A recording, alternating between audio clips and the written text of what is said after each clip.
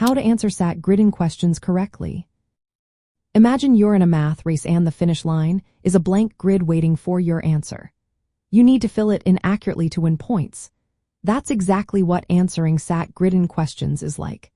These questions are part of the math section and test your ability to produce your own answer rather than pick from options. They make up about 22% of the section, so knowing how to handle them well can really boost your score. First, understand what you're looking at. You'll see a small grid with 4 boxes at the top where you write your answer. Below each box, there are bubbles for each digit. Your job is to write the answer clearly in the boxes and fill in the bubbles below each digit. You can enter whole numbers, decimals, or fractions. But be sure your answer fits the format the question asks for. If it asks for a decimal, don't write a fraction. If it asks for a percentage, don't include the percent sign.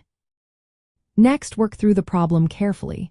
Use scratch paper if needed to do your calculations step by step. Double-check your math because a small mistake can lead to the wrong answer.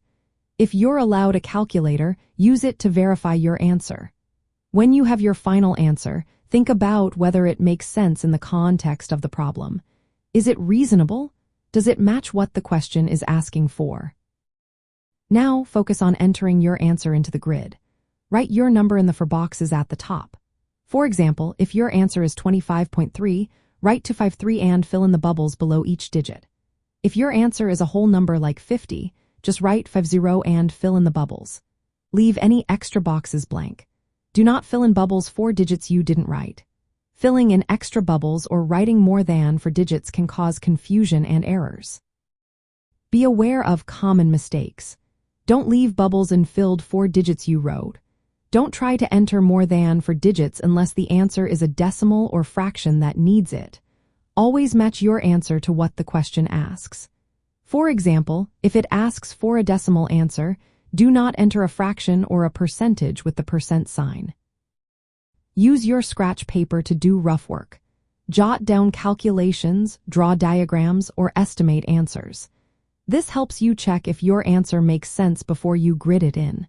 If you're unsure, it's better to make an educated guess rather than leave it blank. Remember, there is no penalty for guessing, so always fill in an answer. Practicing these steps will help you become more confident with grid-in questions. They are tricky because you produce your own answer, but with practice, you'll get faster and more accurate.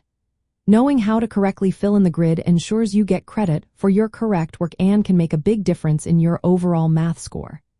Keep practicing, stay calm, and you'll master the art of answering SAT grid-in questions with ease.